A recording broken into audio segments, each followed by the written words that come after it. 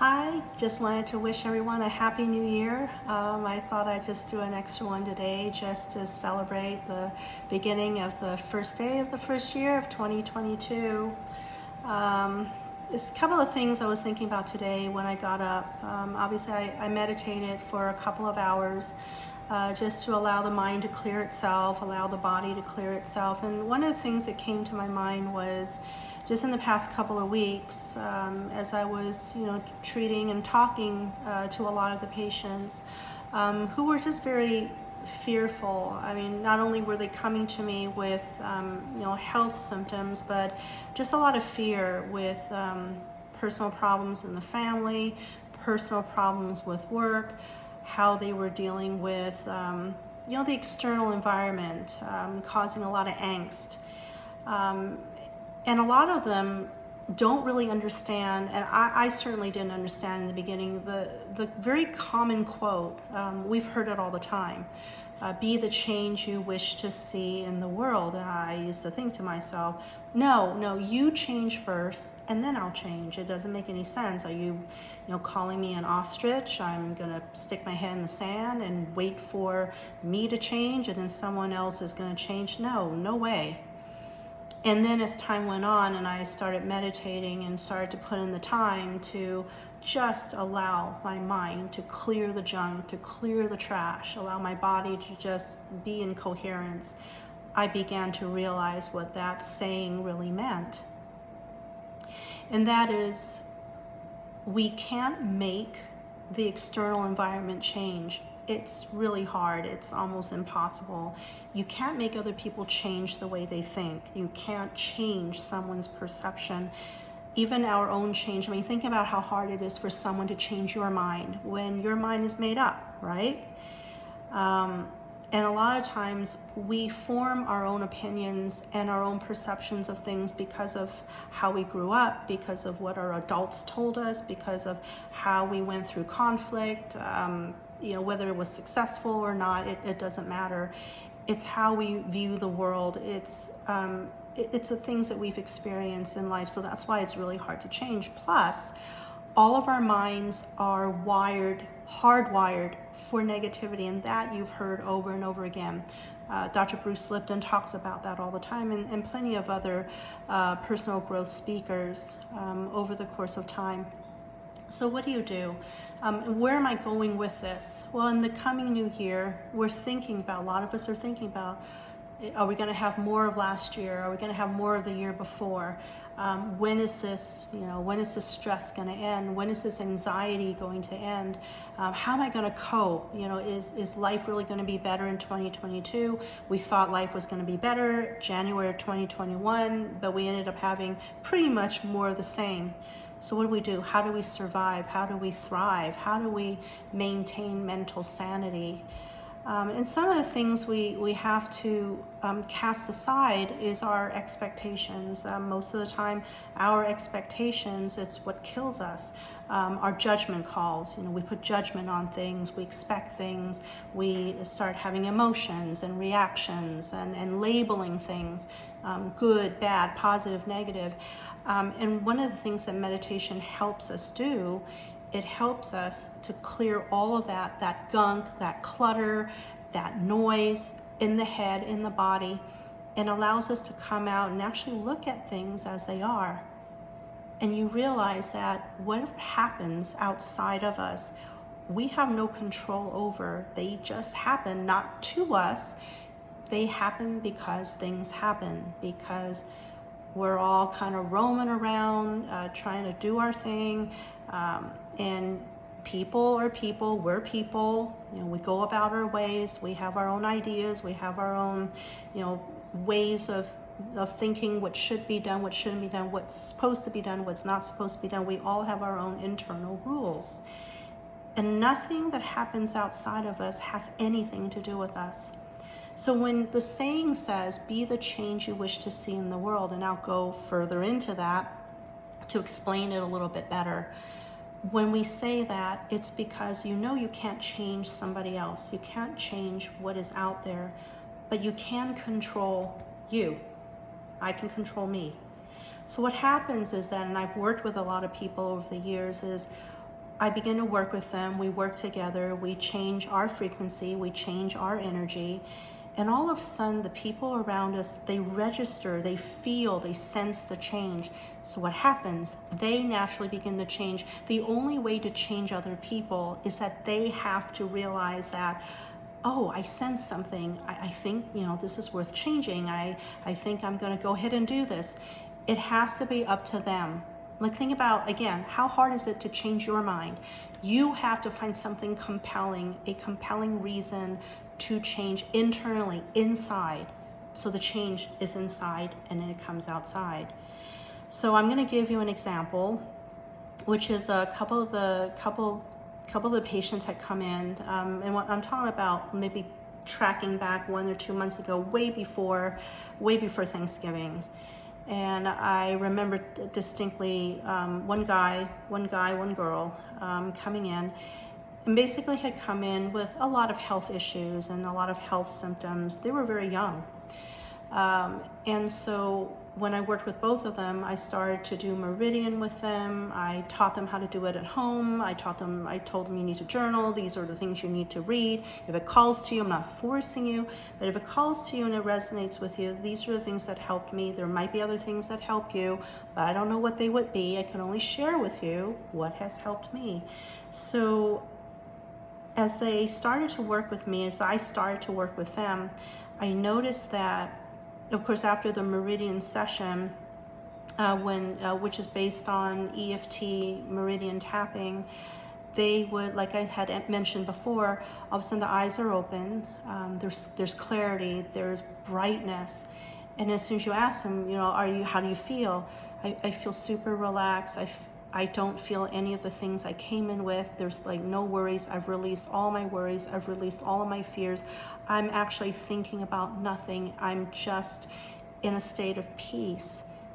And the first thing I say to them is, well, the outside is still the same. So I ask them, do you now understand that whatever it is outside, it doesn't stop you from changing. You're changing right here. How is that possible if the outside is really the cause of how you're feeling? No, whatever's outside, you're bringing it in. You're first labeling what is out there, and then you're bringing it in, saying, oh God, that's bad. I'm going to bring it in. I'm going to process it a little bit more and kind of gather the fears. Now, one of the things that meditation and Meridian EFT tapping, what they do is that the effects are permanent. But patients always ask me, well, if it's permanent, why do my fears come back? Why do I still think about certain things that was bothering me? It's because think about when the incident first happened and how we make many copies of it. Okay, I'm just gonna simply bring up, let's say in the morning, I dropped my mug. Okay, so that's the first incident. Oh my God, I dropped my mug. Okay, that's copy number 1. I'm gonna pick up the phone. Hey Sue, can you imagine? It was such a bad morning. I dropped my favorite mug. What am I gonna do? Copy number 2. You're talking about it with somebody else. Copy number 3. Later on, you're thinking about, oh darn, I dropped that mug. How am I gonna replace that? I got it on my trip to Italy.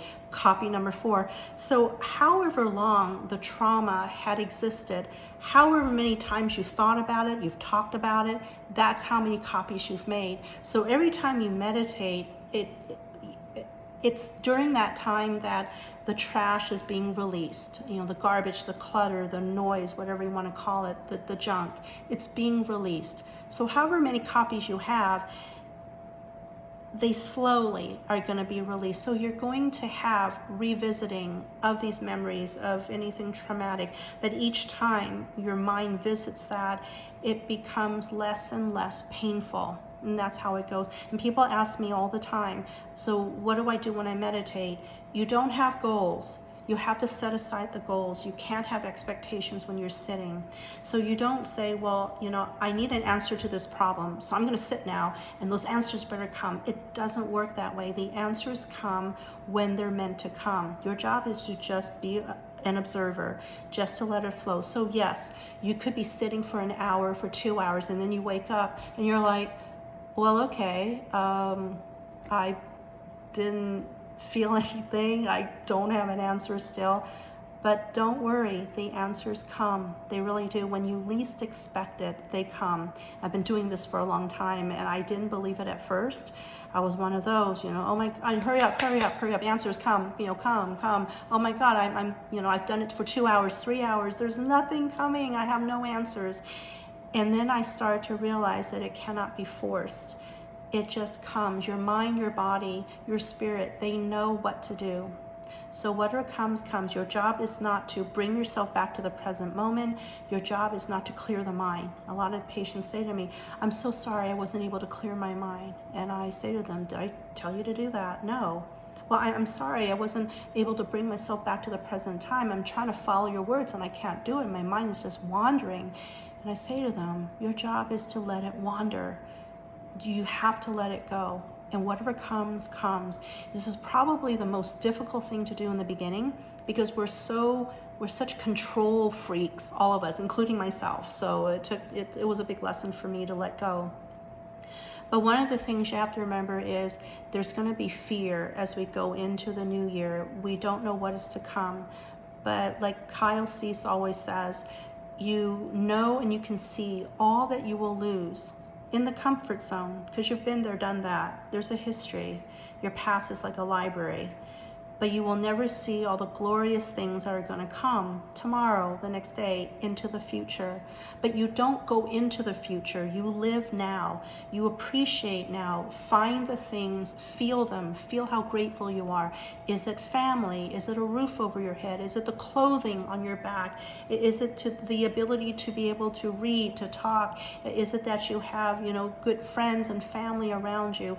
Just anything. You see the blue sky, you see rain clouds, you go out and you smell the rain on the sweet earth. Whatever it is, I tell people keep a journal and write down every day 10, 12, 20 different things that you're really grateful for and truly feel them. Now I know that that's like object-directed gratefulness. There's also something that I've often kind of meridian tapped into people during the sessions in the office, and that is feeling grateful for 3 or 4 of the truths that I know of. The truth is, you ask yourself, am I breathing? You're the only one that can answer that. Am I breathing? Yes. Second question, is my heart beating? Well, feel it. Yes. Third thing, am I alive? Yes. Fourth thing, am I grateful that I'm alive? Yes. Now the fifth thing is, am I grateful for everything and anything? And finally, am I grateful for nothing at all? Am I grateful for just existing, grateful for just being? And you need to feel that, because the universe never asks you, what is the reason why you're grateful? It never asks that. It only asks you to feel it. With the feeling, that frequency, that energy, which is never seen, by the way. There are some people I've actually known. Some of my patients were actually able to see my aura. And that was many, many years ago when I wasn't ready to hear that. I respected that. I figured it was a good thing. They were complimenting me. But now I wish I could talk to them again, because I totally understand what that means now. But our frequency, our energy, just say simply, we are electrical and more. But know that since we're electrical, that is energy. There are many different types of energy, but we have that. Whatever's inside, other people can feel when it comes out on the outside. Frequencies, energies, they get projected, it radiates out from us, and it is felt. So whatever you radiate, you will attract whatever comes to you. So simply, as a reminder, you're in a party, a gathering, you don't know anyone, and you see someone who's frowning, who's angry, and you're a happy person, would you naturally go there? No. So I often tell people, it's like there's this huge open window, you're in the living room, you're inside the house, and you're angry, you're spewing off cuss words, and you're banging on the door, you're banging on the table, and there's like this really nice angel coming around carrying gifts, looks over at you outside the window, and she's like, I don't think so. I think we'll just move to the next house over. But let's say you were in there and you're like happy and you're radiating that positive frequency. Well, anyone who's coming and bearing positive gifts for you, the things that you've always wanted, the things you were asking for, they're going to come and knock on your door, because we attract what we are, we attract who we are. So I hope this little thought that I had today as I was kind of, getting ready and meditating and doing a lot of podcasts, listening to a lot of, different speakers talk about the coming of the new year and what to expect. I hope some of my experiences will be helpful for you to navigate the next 12 months or so. Anyway, again, Happy New Year. Thank you if you're able to watch this and join me. And if you have any comments, if you like this video, something about this resonated with you, please click the little heart. The more clicks I get, the more I get to make these. And then comment below if you have any questions or anything at all that you took away from this video clip. And then of course, subscribe if you haven't subscribed already. If you know friends or family who would love to hear this, who would call to them to listen to this, please share this and let them subscribe. Also, if you get onto substack.com, substack.com, I have a free weekly newsletter that really just shares about my own life journey. And then I give a lot of examples and about meditation, some advice, suggestion, recommendations. And I basically just talk about what I've been going through, and in hopes that some of that will be meaningful for most, if not some of you. So thank you for joining me. I wish you guys a Happy New Year, and I will see you again soon. Bye.